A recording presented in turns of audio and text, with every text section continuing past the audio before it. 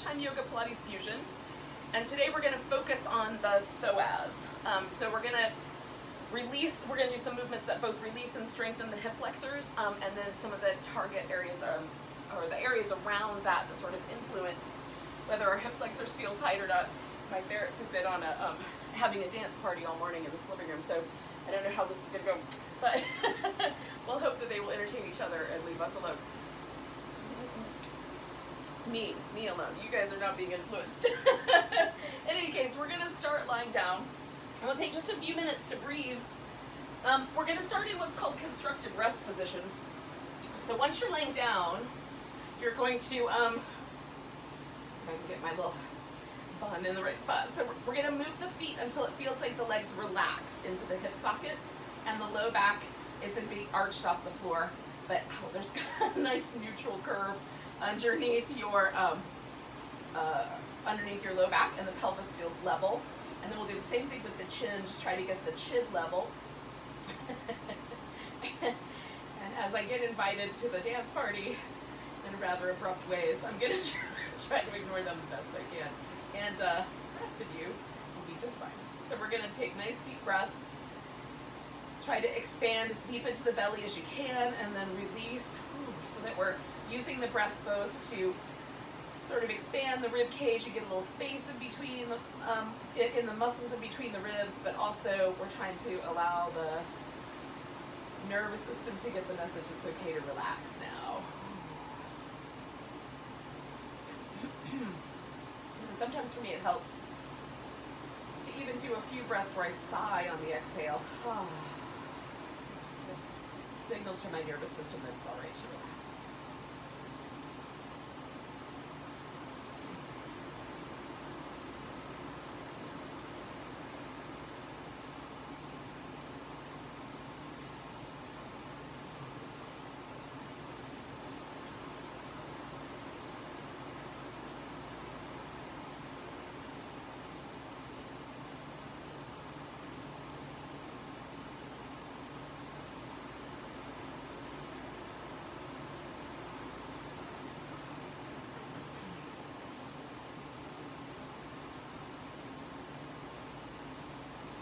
This position, we're only going to hold it for a short period of time, but if you have chronically tight hip flexors that often pull on your low back, this position is a really good one at the end of the day to sort of settle into for even as long as 10 to 15 minutes, just to let that muscle release a little deeper into the body. So the notion is that this position in particular, and especially the relationship to gravity, is going to help the hip flexor move out of front of the body where it kind of pulls on the spine and relax and move down, so that the body, the posture is a little bit better, and the femur bone descends a little bit more into the hip socket. There's a lot of interesting problems that can come up when your hip flexors are overwhelmingly tight. So in addition to back pain, they can also cause knee pain or hip pain because the femur bone gets pulled forward or slightly out of alignment in the hip, and then that transfers down to the knees. So if you have any conditions like that, or they're kind of chronic, you might just see if some of these hip flexor release movements give you some relief. So we're going to take the hands behind the head, and the core piece that we're going to do to warm up the abdominals is we're going to curl ourselves up and bring ourselves down. We'll do several rounds up the center, and then for one of the movements we'll actually do a twist. Now, we're not trying to get the shoulder blades really high off the ground. We're not trying to sit all the way up.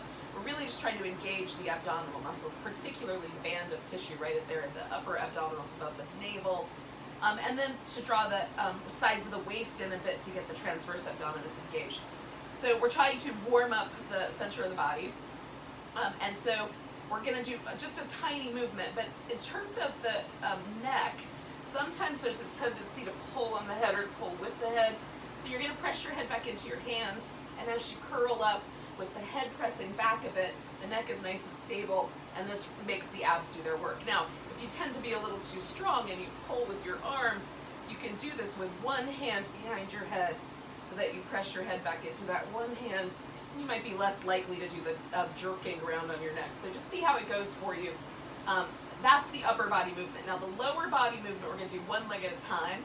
So we're going to start, I'm going to start with the left leg because that's closer to the camera, so you'll be able to see it a little better. We're going to take the toes up off the floor, and if possible, you're just going to slide your leg along the ground until the leg is all the way straight. Then we're going to do 3 of these movements where we bring the knee straight up the center, and then once the foot is down, you slide it back out. Now, if for whatever reason the surface that you're on is not slippery enough, and sometimes yoga mats can be quite sticky, you can elevate the leg just a little bit above the floor so that it still touches the ground, but it is not dragging so much. So you're going to just slide that leg out all the way straight, stretch through the leg, spread out the toes, the foot is a little bit flexed, so we're really feeling that length through the whole side body, and then coming straight up the center, and we'll do that twice more. So stretch that leg out. If you can drag it along the floor, great, and if not, just barely above the floor is fine. We want to do the least amount of work with the muscles that hold that hip in place so that we can really give them some good length. All right, so last one coming up the center. Now the next move, we're going to take the knee towards the left elbow. So we're going out to the left elbow, curl in straight up, bringing the leg back down. Coming out to the left elbow, and bringing that leg back down. And then one more time, stretch through that leg. Every time it goes down, one more time, we're going to curl up toward it. Now the next one, we're going to take the knee across to the right and add a twist to it. So stretch the leg, spread the toes out, bring the knee in towards the right, curl in, and then stretch that leg out. Feel yourself really lengthen through your whole side waist. Bring it in and curl. And then again, stretch the leg out through the whole side waist, and one more time, we're going to bring it into the curl. Now we're going to take the leg down to the floor, stretch it out last time here, and while we're there, we're just going to pivot the leg through those 3 internal, center, and external rotation movements, okay? Just kind of pivot back and forth. And then we're going to bring that leg just back up as smooth as you can and settle it down beside your other leg. Now, the real proof to me in the pudding is how does that feel at the hip? And this is a really simple movement. It's not complicated, and yet I feel a profound change generally around my hip. It feels a little warmer. I definitely have, there's a sense, even when I put my fingers right here where the tissue of my hip flexor kind of goes over the front of my bone, I can feel that this one feels like it's settled into my body a little deeper, and this one I can feel a little bit more forward pressure. So to me, that's pretty interesting. Now you may not have that big a reaction. It depends probably on how tight your hip flexors are. And since mine lean into the tight end of the spectrum, it feels really good to me to release like this. So we're going to do the same thing on the other side. Again, starting by lifting the toes on your right leg, you'll extend that leg however you can extend it. Oops, I got stuff in my way. Hang on. Okay, so I'm going to extend the leg, toes up, foot flexed, reach through that whole side of your body. And then we're going to curl in, straight up the center. We'll do that 3 times. Keep your head pressing back into your hands so your neck is stable. Stretch out that leg and really give it a good reach. And then we're going to bring it in. And then we're stretching out the leg, giving it a good long reach. Oh, gosh, that feels so nice. One more time, straight up the middle. Beautiful. Now we're going to stretch it out. We're going to the outside edge, so to the right elbow. So bringing your leg out. So we're abducting. And maybe a little rotation. I don't know. I'm not sure what kind of destruction is being wrought by certain co-workers in my house, but try to ignore all the crashing. Stretch your leg out, spread your toes out, coming up to the right side again. Oh, and now we're going to do that to the left twist. So we're going to stretch the leg, spread the toes point up, and now as we come across with the leg, we'll twist toward it. Stretching out. Bringing it across. Good. Stretching it out. Bringing it across. Beautiful. So once again, we're going to stretch the leg out. We can let go of our head now. Feel yourself kind of pivot that leg back and forth through the internal, external movement.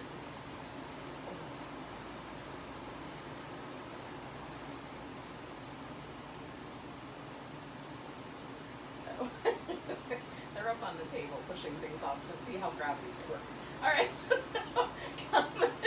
coming back to the center. Just don't invest in fellow coworkers that are obsessed with science experiments, all right? Don't do that. So, in any case, so now we are positioned in a way that we're back to where we started, and can you feel a difference? If I put my thumb right there where my hip flexor lives, or at least the tissue that goes over towards the femur ribs. I can already feel that there's been a release on that right side. So it's more level. So I think it's pretty great. So this is one of those kind of movements that is a little bit somatic, it's not very complicated. It doesn't feel like a really big movement, but it has really profound impact. So take that home with you. Like stick that one in your pocket and do it at your house if this is a thing that you struggle with. So we're going to put these hip flexors to good work, and we're going to use them now in a way to strengthen them and also to strengthen the abs as stabilizers. So we're going to bring the legs in. Now there's two positions you can do with your hands. Again, you can put your hands behind your head and curl in. And this curled in position, you're going to hold steady with your abs by drawing the sides of the waist in and then drawing the navel in and up. Okay, so that's how this will stabilize you.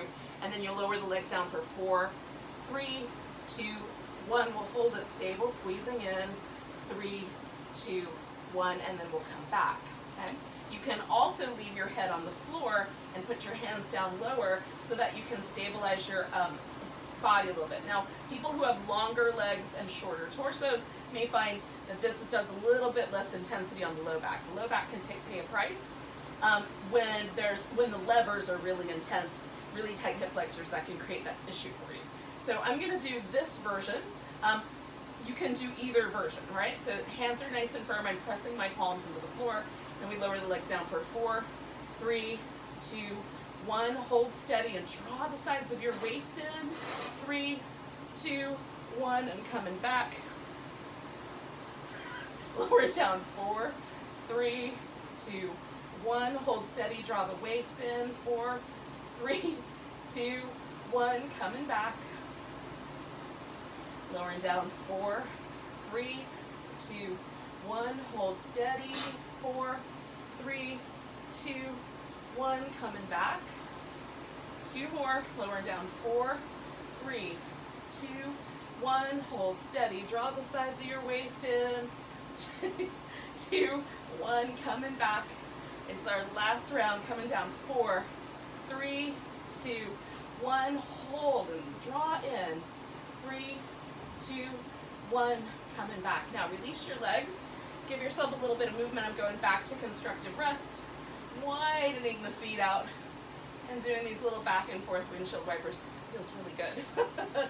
So see what's right for you.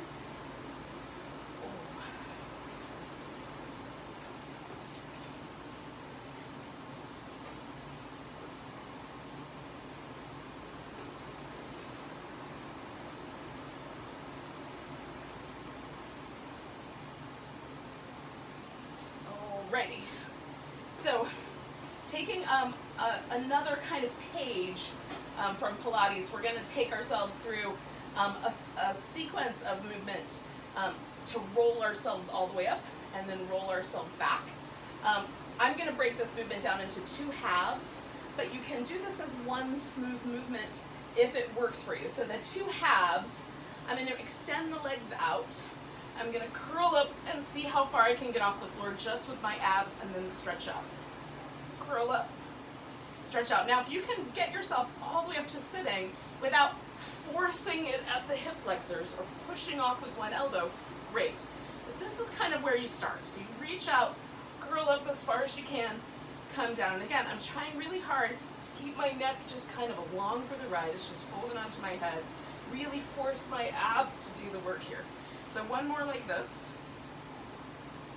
And then I'm going to come all the way up. We'll use a little assistance to get up. And then I'm going to do the second half of this. So the second half is you come to a seated position, get tall, hinge from the hip, fold over the legs, come back to that seated position, curl in, and you either roll all the way down or you roll down as far as you can control, then come back up, sit up tall, fold forward over the legs. And so this requires a lot of different skill. And most of the time what happens if we don't build the strength is that we just wind up using our hip flexors to throw ourselves forward rather than focus on the abs. So breaking it down is a great way to just focus on building that strength. Fold forward. And we'll get it all at one point down the road. All right. Sit up tall, fold over. We're going to do it twice more. And if you're doing the full roll up, just carry on.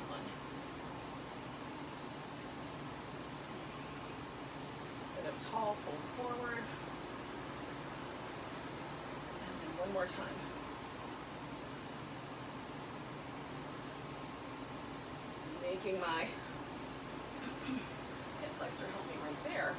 And everything else becoming abdominal. All right, so we're gonna come up to all fours. We'll do a few little cat and cow movements.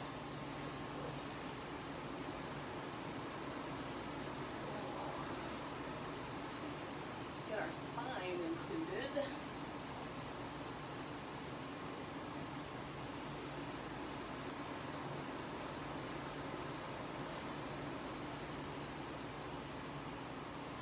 So we're going to take a wide knee child's pose. You can keep your hips moving forward, or you can move your hips all the way back towards the child's pose. Put your right arm underneath your left arm, and the left arm could go back behind your back, or you can use it to kind of gently push the floor away so you get a little deeper stretch in the shoulder, or you could use it as a pillow if you need more support for your head. And so the head should be pretty light on the ground. Maybe that feeling of the shoulder getting a nice stretch.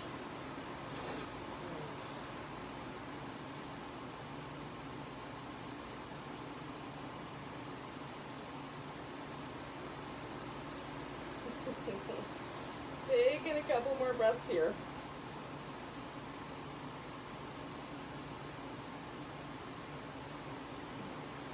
Okay, big inhale. Now I'm going to take this left hand, put it on the floor nice and firm, so that as I take the right arm out, I can go straight out with it and then straight out with my left leg. Taking a nice long stretch. We're going to curl knee and elbow together. Stretch it out. Knee and elbow together. Stretch it out. Knee and elbow together. Stretch it out. Give it a good long stretch. And then we're going to bring that left leg forward for a lunge. Now you can use some yoga blocks here if they're handy, and if you don't have them, you'll just work with what you got.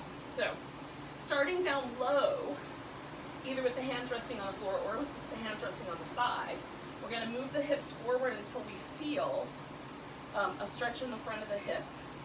And then we're going to move ourselves back until it almost straightens out the front leg, not quite a stretch there yet. And then coming forward, feeling the front of the hip stretch. So we want it, the reason we're staying low is so we can feel the point where it's all connective tissue there, or mostly connective tissue, right there at the front of the hip. And so as soon as we feel something there, we want to pause, okay? So go to the point where you feel something but it's not too intense. Then we're going to pick the torso up and stretch backwards a little bit. So as the hip moves forward and we draw the spine backward, we're going to give that hip flexor a nice stretch. Now, it might be too much, so you back off. Might not be quite enough, so you move a little further forward or a little further backward, depending on which one has the most range of motion. Be kind to the front of the hip, though. That connective tissue area is not particularly interested in stretching. Stretching upwards and back, using the core muscles to help us, that is a little bit more doable, right? We've got more to work with. So last big breath here. Then we're going to take the arms down. You can use your blocks again. We're going to straighten out this front leg, and we'll give ourselves a hamstring stretch while we're here. So folding over the front leg to the degree possible. Again, you can keep your spine nice and long. You can let your upper back round a little bit, depending on how it feels to you.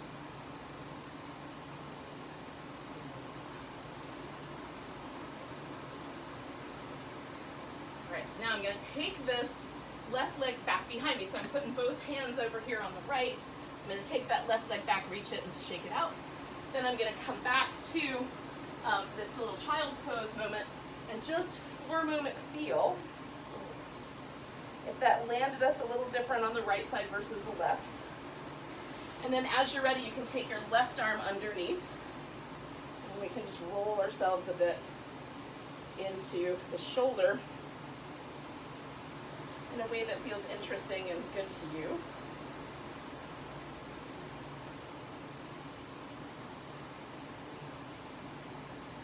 Sometimes it helps me to move the hips a little, try to find just the right spot so there's not a lot of pressure in any one place. A couple more deep breaths.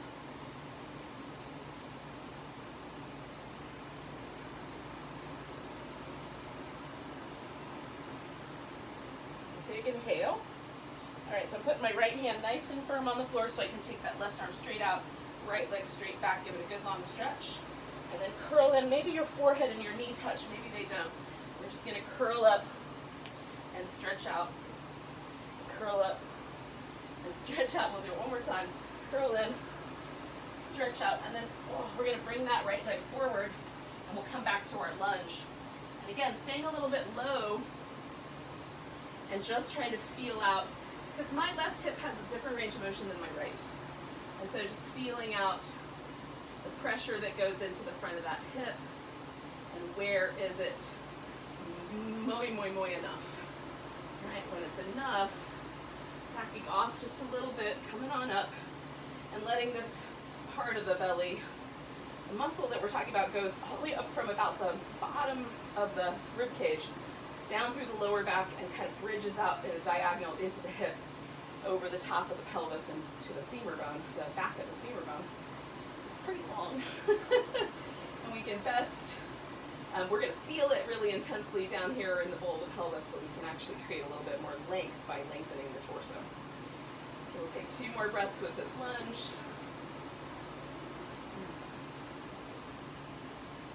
And then we'll take this into our hamstring stretch. Easing the hips back. And forward.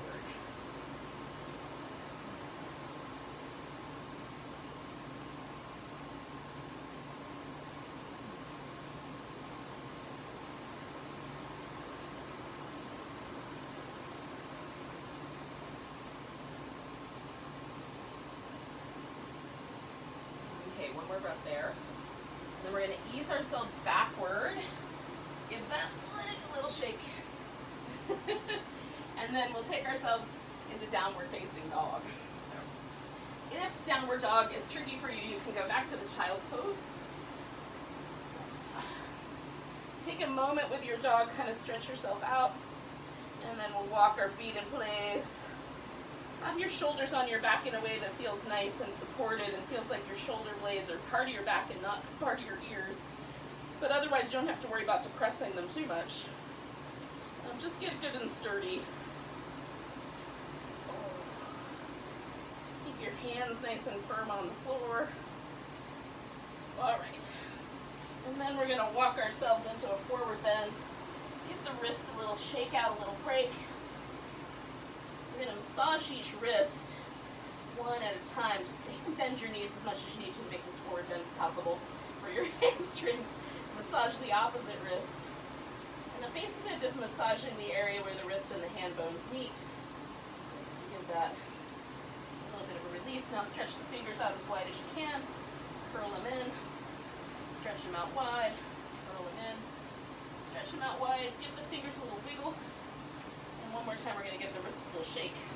And then we're going to come up all the way to standing.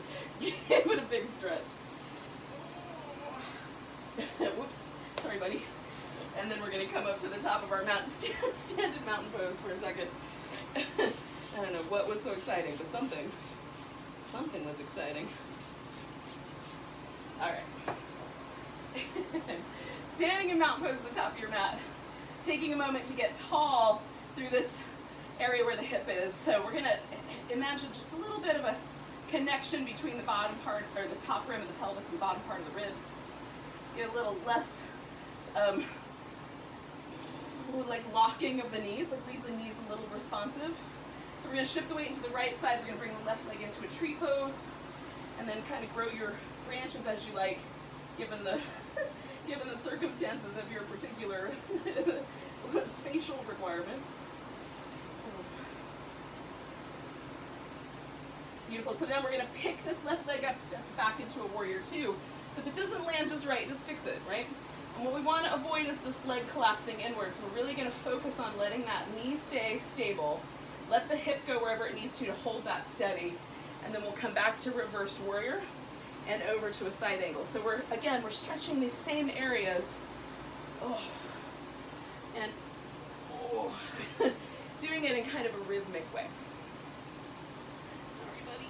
Oh. 2 more of those.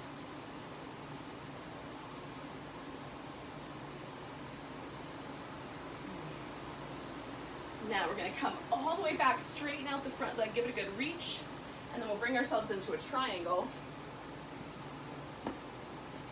So you can use blocks or you cannot use them, but just finding your home, rotating the ribs, feeling the legs straighten out. You can float the arm up, or even if you're feeling it, do a bind behind your back with your arm, and then let the shoulder kind of find a home there. And then you can turn your head to look up, and turn your head to look down with the breath. So inhaling and looking up, exhaling and looking down if it doesn't bother you or make you feel dizzy. We'll hold it for one more breath. So we're going to take ourselves back into downward dog.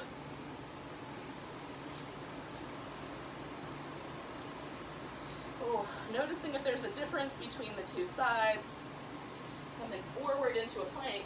You can maintain this full plank, or you can modify your plank. We're going to hold it for 3 breaths.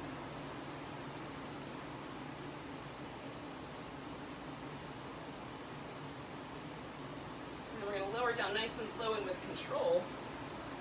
Come into cobra. So first, hands up high, legs work really firm, lift using just your back muscles. Do that twice more.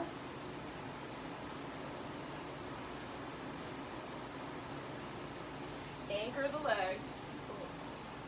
Move the hands back to about chest muscle height. Lift and draw the collarbones wider. Work the legs and the glutes.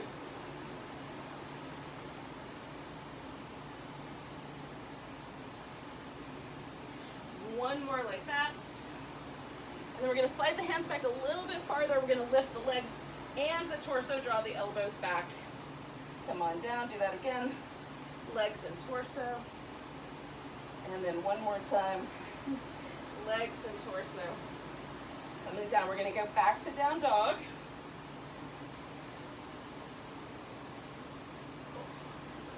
Take a nice big breath. Lift your left leg up behind you. Step it forward. Look up.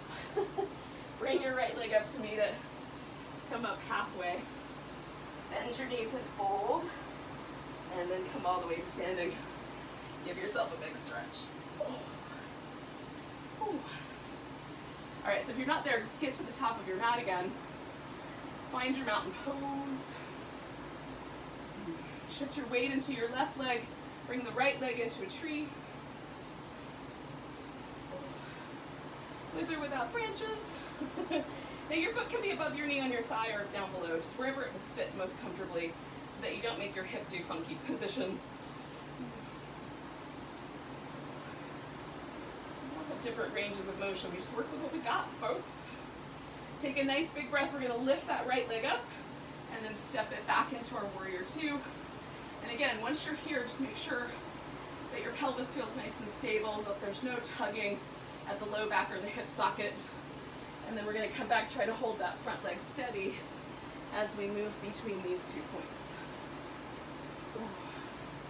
Give it, good long stretch to each side.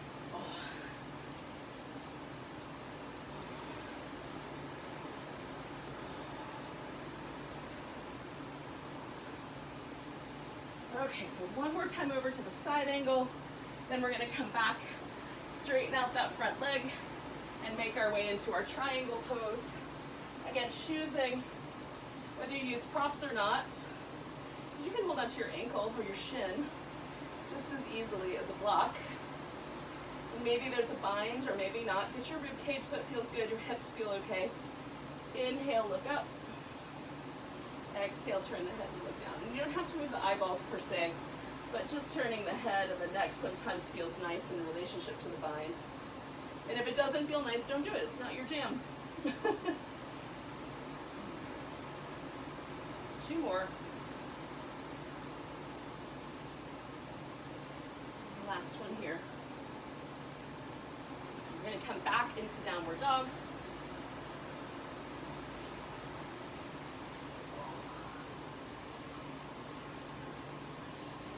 We're going to come back into a plank. Again, you can modify or keep the whole plank, 3 breaths.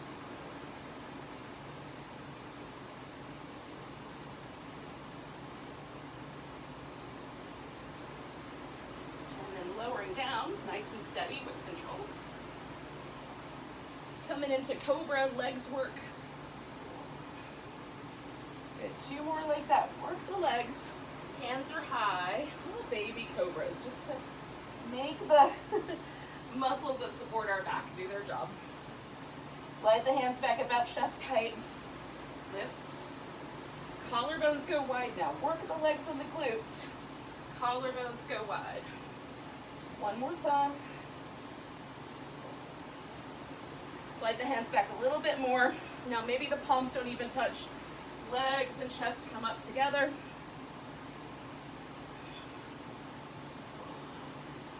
And one more. Lift. And come down. Now you can windshield wipe your legs for a moment.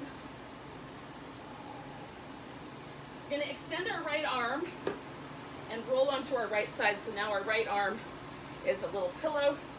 This keeps the neck nice and stable. I'm going to need to work around my little plant here, my plants, but I'm going to just make sure that I'm not going to kick anything on my range of motion. Okay, we're all right. So what I've done is I've stacked my hips on top of my hips, my shoulders on top of my shoulders. Being mindful to hold that steady, we're going to hug the sides of the waist in, even lifting the right side of the waist against gravity. Bring the feet behind you so that the knees are still lined up with the pelvis, or pretty close to it, and then lifting the feet up. So now we've got an internal rotation at this hip.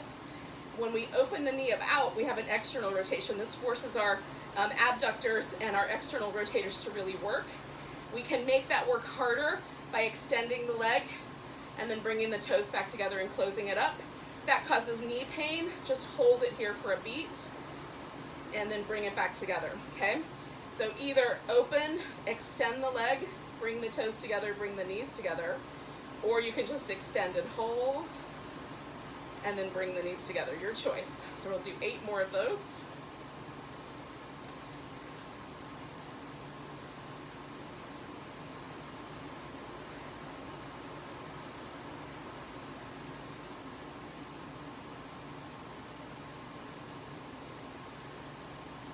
Three more.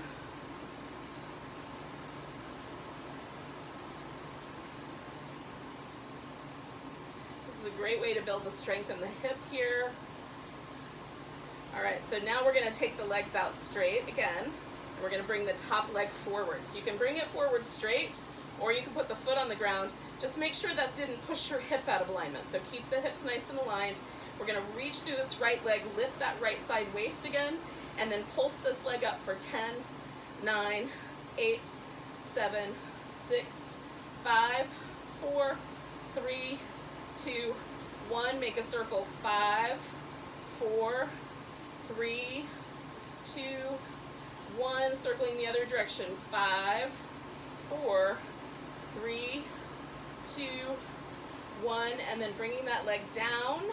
And then we're going to take ourselves and roll back onto the belly. So we're going to extend the leg, roll back. Now, if you need to move your camera, you can, or you can move your whole body, which is what I'm going to do. And just spin it around 180 degrees. Left arm extends out, resting my head on my left arm. And then hips on top of hips, shoulders on top of shoulders for the other side. So again, bringing the feet behind and then lifting the heels. So the hip is in this internal rotation. I'm going to hug in through the sides of my waist, really picking that left side waist up. Open, extend, come back, and close it. Okay? So we're working all these supporting muscles that help support the hip flexor in its job to move our body through space, particularly as bipedal humans. But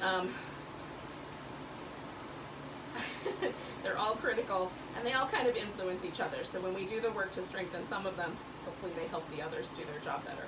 So we got 4 more to go. And then 3.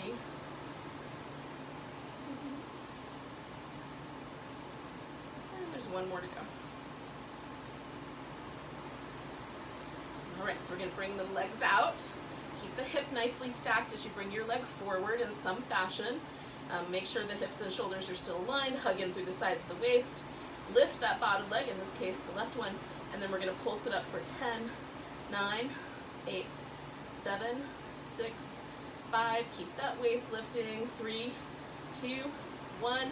Draw in a circle. 5, 4, 3, 2, 1. Circling the other way. 1, 2, 3, 4, 5. Good. So bring the leg down. We're going to come onto our back for a moment. Coming back to our constructive rest that we did at the very beginning, just so we can see, does it feel like we gave our body a different experience? Like, have we shifted things? Does it feel a little more energetic in your body? Does it feel like your hips have relaxed a little bit more? There's a little less pressure being put on your skeleton? None of those things may be what you notice. Those are just the things I'm noticing. But hopefully some of those things are true for you as well. So we're going to sit up. And so we'll do a little boat pose to finish off our class. So boat pose really asks us to use all of these muscles we've been working on all in one time. So we're going to lift up nice and tall. We're going to try to keep the spine nice and tall, the breastbone a little lifted. As you grab the backs of your knees, pick them up and bring them into boat. And then you can just hold that boat. Or if you've got a little bit more strength still, bring your knees into your elbows. 10, 9, 8. Keep that heart lifting. 6, 5, 4, 3, 2, 1. Bring your feet down. Give yourself a little bit of a softer shape. Let any tension go from your back or your neck. Now if this bothers your low back, just keep yourself a little taller. Don't round your back. I think it feels kind of nice. And then, I think we're pretty close to our time. So we'll just take a moment, come back to our breath. So noticing the breath can be really nice. So thank you for joining me for a little lunchtime yoga Pilates fusion. Hopefully it's brought you a little energy and a little bit of a sense of to go into the rest of your Tuesday with. Take a big breath, yogis. Big sigh. Namaste. Welcome to the rest of your day.